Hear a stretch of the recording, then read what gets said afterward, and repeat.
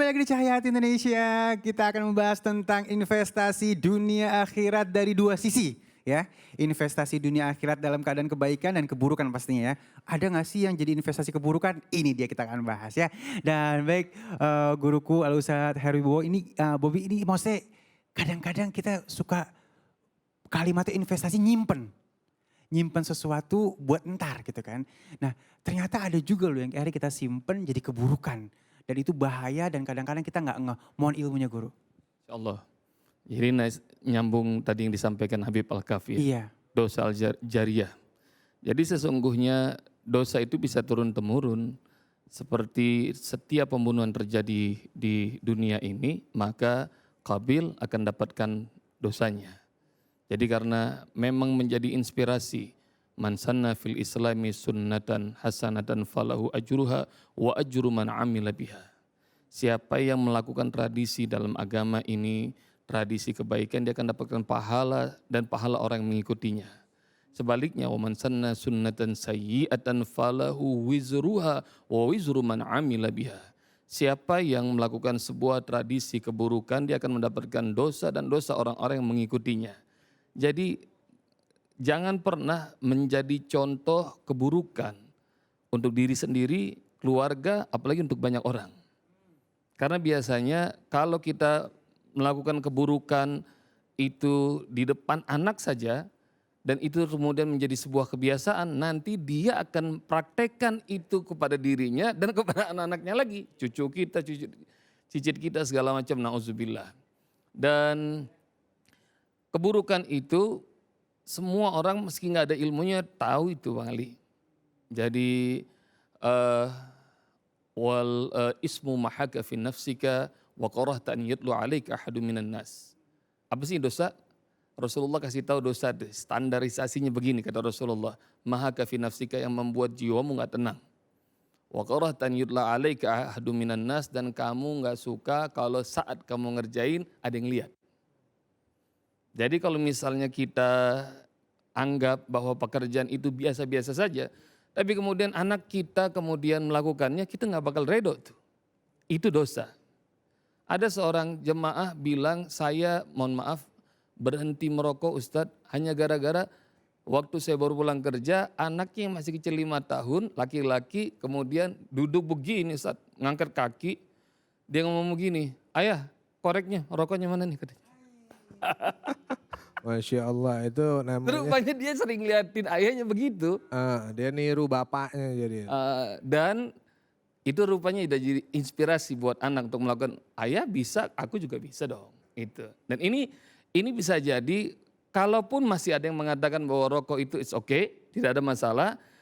Tapi rahmati Allah, kalau perbuatan dosa-dosa lainnya, contoh kalau kita mencuri, kalau cuma 1.000-2.000 rupiah mah nggak apa-apa. Anak kita ikut, di kepalanya dia ntar jadi gede tuh, 1 juta 2 juta. Ntar cucu kita mengatakan 1 M 2 M tuh. Terus makin gede lagi, ya itu dosa jariyah, na'udzubillah. Jadi apa yang dilihat sama anak bisa langsung di copy paste ya.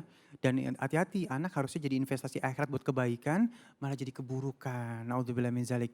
Dan Habib silakan mungkin Beb, pandangan lain Beb. Subhanallah, kalau kita bicara masalah investasi dunia, kalau investasi dunia ini nggak ada habisnya.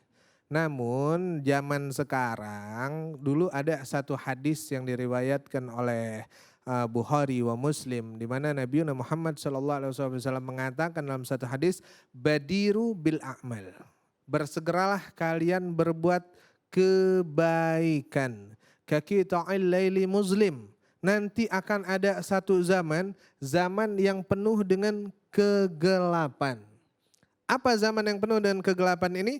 Yusabbihul mu'minan wa yumsi kafiran. Au yumsi mu'minan wa yusbihul kafiran. Pagi beriman, sore kafir. Atau sore beriman, paginya udah kafir. Na'udzubillah min zalik. Siapa mereka? Mereka yang dikatakan oleh Rasulullah, yabi'dinahu bi'aradi minad dunya. Mereka orang-orang yang menjual agama hanya untuk urusan dunia. Na'udzubillah min zalik. Makanya nanti banyak tuh orang yang mereka invest urusannya dunia. Sehingga dikatakan oleh Nabi, hubbud dunya ra'sun ala kulli khati'an. cinta kepada dunia adalah kepala dari kesalahan. Makanya pemirsa Cahaya Hati, Bang Ali, kita ini jangan selalu sibuk sama investasi urusan dunia. Tapi sekali-sekali sibuklah kita dalam urusan akhirat. Makanya kalimatnya harus dibalik. Ketika kau kejar akhirat, dunia akan ngikut. Nah, jadi yang dikejar nih apa? Akhirat. Salah satu bentuk investasi akhirat yang terbaik apa? Dikatakan oleh Nabi Muhammad SAW, as-sadaqatu ahfa. Sedekah secara sembunyi-sembunyi hatta la ta'lamuna simalih ma anfaqtum min yaminih. Sehingga enggak tahu tangan kiri apa yang diinfakkan oleh tangan kanan. Jadi investasi terbaik untuk akhirat adalah sodakoh. Bahkan orang yang sudah wafat kemudian ditanya oleh para malaikat, seandainya engkau hidup lagi, kamu mau ngapain? Dia tidak akan menjawab sholat, dia tidak akan menjawab puasa, dia tidak akan menjawab haji dan lain sebagainya. Tapi dia akan jawab, wa ana fa'aksiru sodakoh. Maka aku akan memperbanyak sholawat. Sodakoh subhanallah. Nah, kembali lagi memang masalah investasi ini banyak sekali orang beranggapan anak-anak ini akan jadi investasi dunia lebih penting daripada akhirat. Nah betul. Lebih Itu yang beliau sampaikan dari ini gimana sih menganggap ini? Karena udahlah jangan ribet-ribet sama akhirat, kan kita hidup di dunia dulu. Nah, ada yang begitu. Mungkin ada pemahaman lain, Guru. Silakan. Simpelnya begini, satu Al-Quran, satu huruf Al-Quran dibalas Allah 10 pahalanya. Kalau bisa anak Anda didik baca Al-Fatihahnya Anda yang ngajarin. Sholatnya Anda yang ajarin. Tahu kenapa? Karena kalau dia baca Al-Fatihah seumur hidupnya atau dia sholat selama hidupnya, maka pahala sholatnya dan baca Al-Fatihahnya 100% buat anak Anda, 100% buat Anda. Benar-benar. Kalau misalnya ntar dia punya anak lagi dan dia sholat, diajarin sholat kepada anaknya, itu yang pahalanya luar biasa banyak. Tahu nggak? Ini doanya Nabi Ibrahim alaihissalam, surat 14 ayat 40. Rabbi ja'alni muqimas shalah wa min dzurriyyati rabbana wa taqabbal du'a. Ya Allah, jadikan aku, anak keturunanku adalah orang-orang yang menegakkan sholat.